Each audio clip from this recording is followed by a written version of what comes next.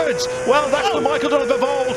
Locker has burst through. He had a terrible start last time. Look at Locker. He's pushing up to the lead. They're four abreast almost as they go along the flying kilo. Cameron Donald has got it just ahead of them all. Guy Martin looking to sneak ahead, but it's the Australian who's going to lead them down to Leathamstown for the first time in this restarted race.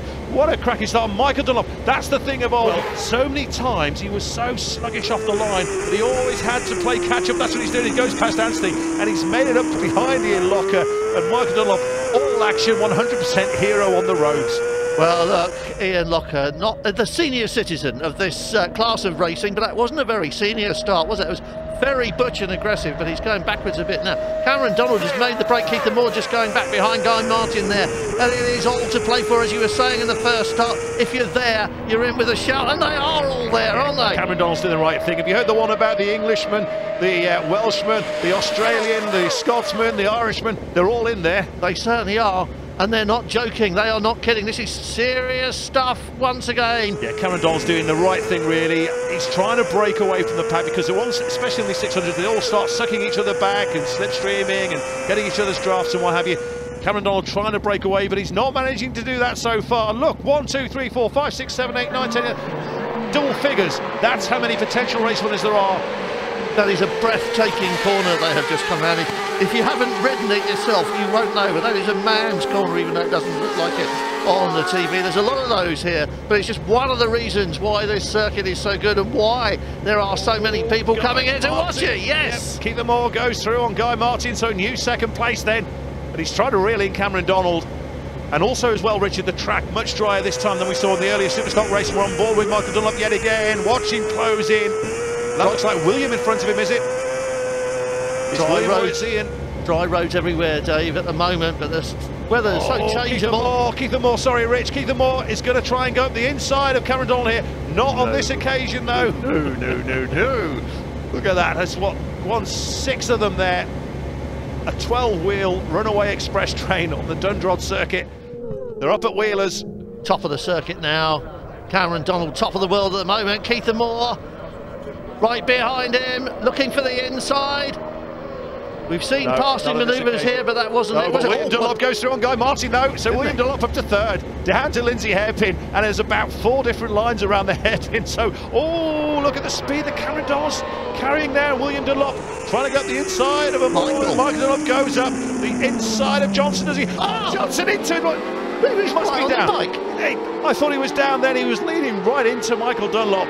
Johnson's lost a bit of momentum because of that. He's lost the drive out of the turn. Hasn't he just? Wow. He's bounced off, hasn't he? And we're looking at still Cameron Donald leading them round. What an opening lap this is. Wave the checkered flag now. We've had enough incident in this first lap to last us a whole race. Is it only 1 lap? I thought it was about 6. Back on board with Michael Dunlop, and he's riding solo now instead of with Gary Johnson on the bike with him. He's closing in on William as well. Look at the speed from Michael Dunlop. Trying to go through, carrying the speed around the turns. See how the weather is different here. It's gone dark. There's wet patches back on the road. It's very difficult for the riders. This is going to have a new race leader now because Cameron Donald is certainly down past the flying kilo. You'd fancy him more to pull out the slipstream of the Australian here. He's tucked in right behind. Trying to break the slipstream, Cameron Donald. Oh, Michael Dunlop out of his seat. Guy Martin, Johnson and Bruce Anstey, who's tagged onto the back of this group as well now. And a more, well, fair play to Cameron Donald. That 600 has got so much speed. Oh, front wheel wobble from a Moore as he goes through as well. Cameron Donald does the sensible thing. He's going to try and tuck inside him. Is he into Leathamstown? Cameron Donald, perhaps. Did you say sensible? I'm sure you said sensible then, and this is not sensible, is it? He's sensible, keeping out of the way of the Keith Moore from the helicopter shot looked as if his front wheel tucked from under him. There goes Cameron Donald. I think Donald 600 in a straight line is the fastest bike out there. Oh, William Dunlop now coming through. Johnson as well. Michael Donald's back in 5th place. How's that happened?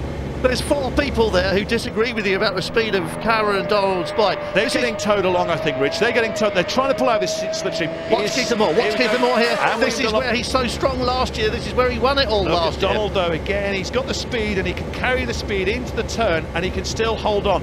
Cameron Donald is dictating this race at present because he's inch perfect. He's not making any mistakes. He's got the most powerful bike out there, and even out of his slipstream, they can't pull past him.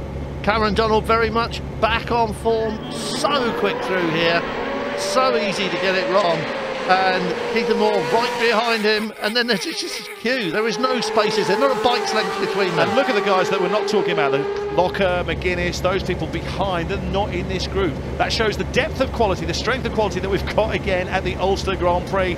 Oh, they're making a break for it. Gary Johnson looked as if he was under pressure there from Dunlop. He's pulled back though. Oh, here goes Keith Moore though on Cameron Donald. He this might time have him into the right-hand kink. No, he backed off, and he had to really. There was no way through. William Dunlop, is it? Yes, William Dunlop, I think, in third place. Guy Martin further back, just behind Michael Dunlop. We're on board with Michael Dunlop now. Looks like William Dunlop, is he going through perhaps? Oh, he has. So William Dunlop goes through. Yes, he has. And look at that. It looks as if Michael Dunlop's trying to get through as well. Gary Johnson's still in fourth place. It's still Cameron Donald. Oh, and Moore's gone wide. Yeah, and Moore's gone wide. Here we go. And he's going to lose 2 places here. That's Gary Johnson through. Michael Dunlop is through as well. Oh, William Dunlop up the inside of Cameron Donald. Super riding from William Dunlop. We know how good he is on a 600. Cameron Donald just didn't see that one coming. We saw the black magic of the slipstream at work there, and how, but we weren't expecting that. Now William Dunlop's going to be right late on the Gary race. Johnson, mistake from Johnson. He's right gone on the wide. outside. Yeah, so he's out of it. I think that's it from Gary. Oh, down goes Johnson. Thrown himself away. Oh, how did he do that? You can see the shaking his hands, and it gassed it up on the grass. Yeah, back wheel on the grass as he tried to get on. Top of the dip. That's him. You know what he was saying, don't you? Exactly. Oh, Michael Dunlop, how did he push that through there? Where are we? What's going on? It's William Dunlop from Michael Dunlop from Cameron Donald.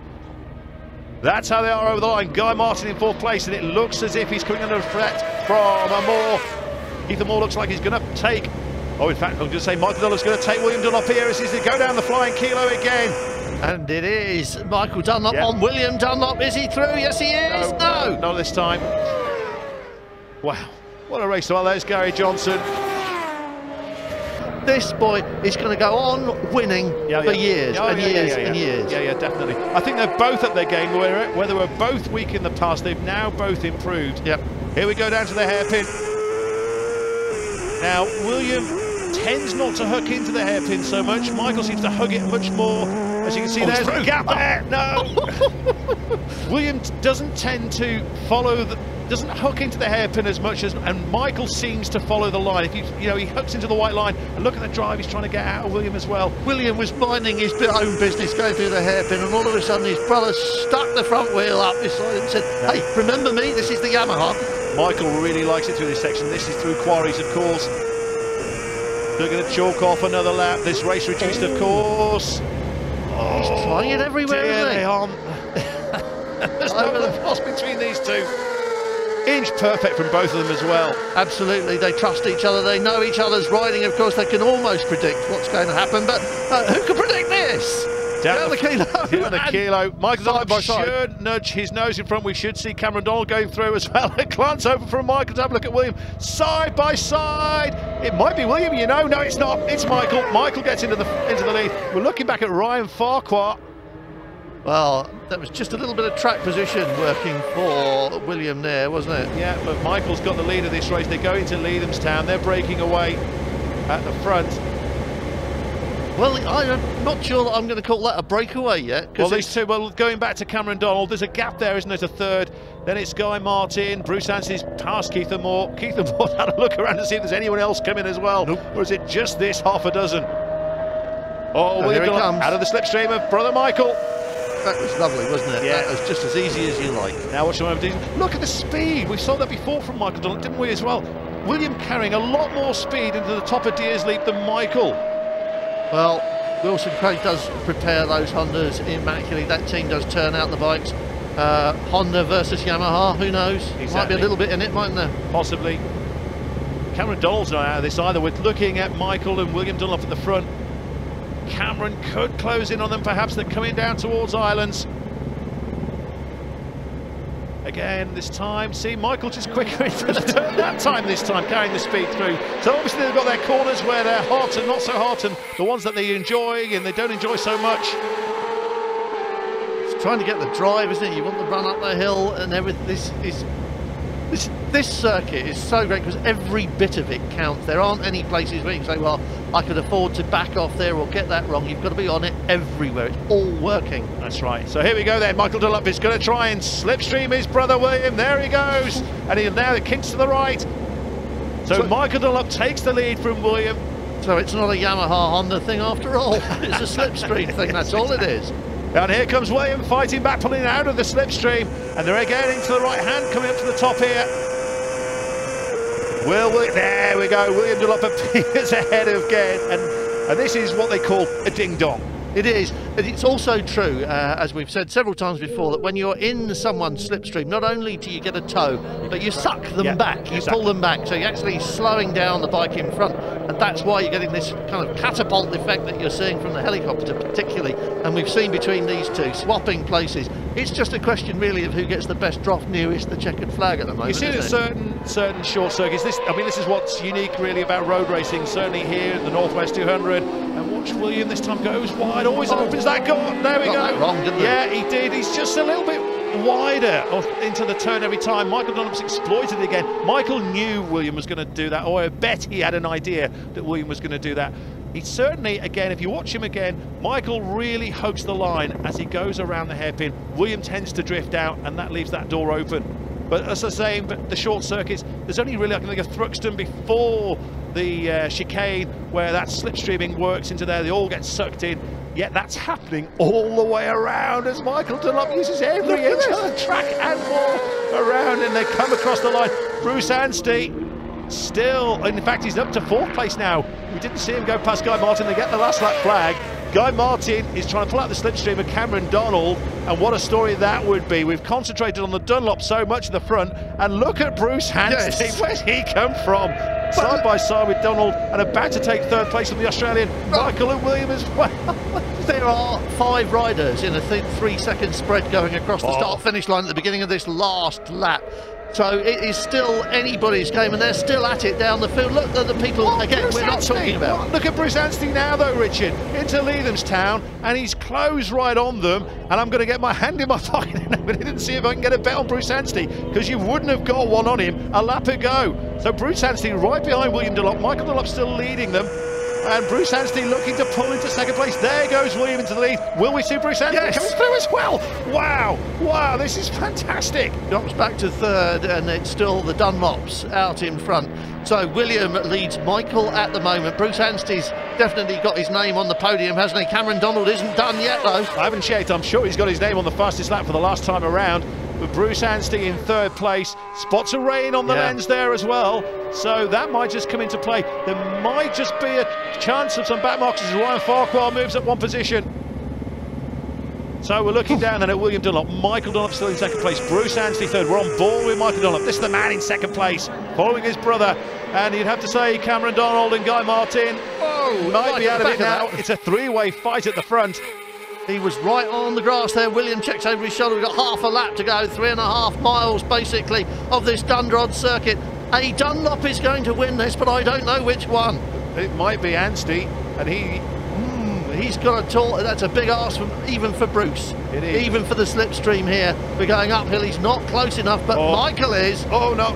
So Dunlop, William is still carrying, it was like the rev limiter kicked in there with Michael, wasn't it? It's almost like he got too close back up. And that would be a first. So Bruce Anstey pulling up the inside the slipstream of Michael Dunlop. Will we get a face full of Bruce Anstey in a second? We've got a face full of William Dunlop almost. No, Anstey's not coming through. Again, we are. Here we go, there we go. No, that's the same again, isn't it? Got right up on the back wheel and then just had to get out of it. This is at Wheelers, down towards Tornagroff. I've got to take it back about Bruce Anstey. Look, he's right there, isn't he? He's suddenly closed that gap up in the slipstream, got the toe and he's there. It's a 3-way battle. But we've seen this every lap so far, Richard. William Dunlop has led into the hairpin. He was out of his seat there almost. He's led into the hairpin. Now watch. I say he doesn't hug the white line as much as Michael tends to. He's trying to defend that line. He's trying to hook in as much as he can. That's it. He drifts wide every time. He just Dunlop William out of the scene again. I think he needs to be about half a yard further over to his left as he goes into the hairpin just to protect it so he can hook back in for the exit. But he's having to go back. But I tell you what, it's a brave man. It's a very hard man who beats Michael Dunlop between here and the checkered flag. And Michael Dunlop waits so many times for wins to come along the Ulster, and it looks as if 2 are going to come back to back. Well, it certainly looks as though William did the same thing at the hairpin and gave his brother the opening he wanted. He saw Michael, as you say, go high and wide and dive back across, and William just let him do it, and I don't think he'll let that happen again. Here we go then, Michael Dunlop, two-time winner at the Ulster Grand Prix. Yes, there you go. And the result, 0.3 of a second. It didn't really look that much between first and second place there. Bruce Anthony did indeed have his name on the podium. Did you time it to perfection? Was that always in your thinking? Aye, I knew I'd have a go in the last lap, you know, but I played and played, and it was nice, yeah, good crack. Just sit in there and watch, but can't say more, but it was unreal. What a great race, just chap, I was riding the wheels off it, and I was riding the wheels of this, and two bikes were equal. Great racing with somebody that you can dice with, you know what I mean, properly, good tight racing. We're already writing new chapters in the Ulster's Book of Legends, and there are 3 more races left to run. Pick a winner out of this, Dave. Well, I think it's not so much pick a winner, it's pick a tyre for this, because obviously they've not had any dry practice. They're looking for a setup, and tyres, or choice of tyre, is going to be a lottery, because this could be a race that goes damp once we get going.